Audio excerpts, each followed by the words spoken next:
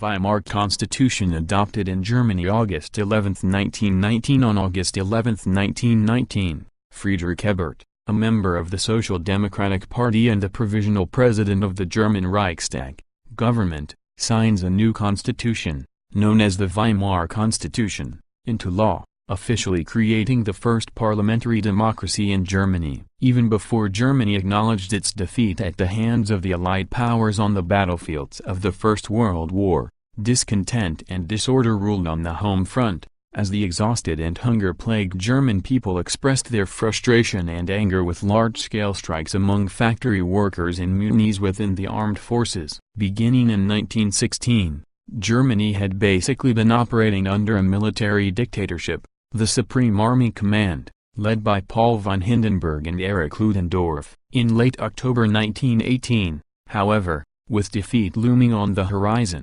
Hindenburg pushed Kaiser Wilhelm II and the German government to form a civil government in order to negotiate an armistice with the Allies. The Kaiser and Reichstag subsequently amended the latter organization's constitution of 1871, effectively creating a parliamentary democracy in which the Chancellor of Germany, Prince Max von Baden, was responsible not to Wilhelm but to the Reichstag. This was not enough, however, to satisfy the far leftist forces within Germany, who capitalized on the chaos of the last days of a losing war effort to lead a general workers' strike that November 7, and call for the establishment of a socialist republic along the lines of the Bolshevik government in Russia. Hoping to pacify the radical socialists, von Baden transferred his powers to Ebert, the leader of Germany's Social Democratic Party, SPD, on November 9.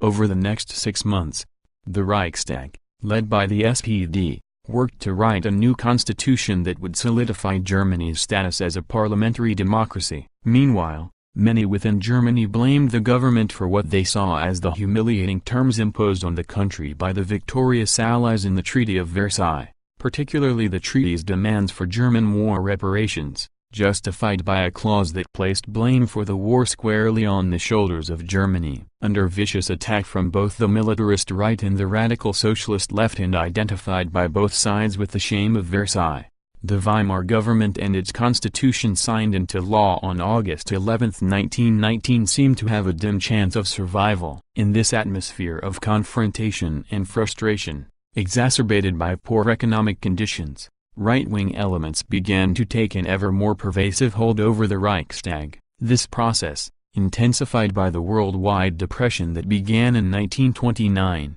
would culminate in the rise to power of Adolf Hitler, who exploited the weakness of the Weimar system to lay the foundations for himself and his National Socialist German Workers, or Nazi, Party to dissolve the parliamentary government and take absolute control over Germany.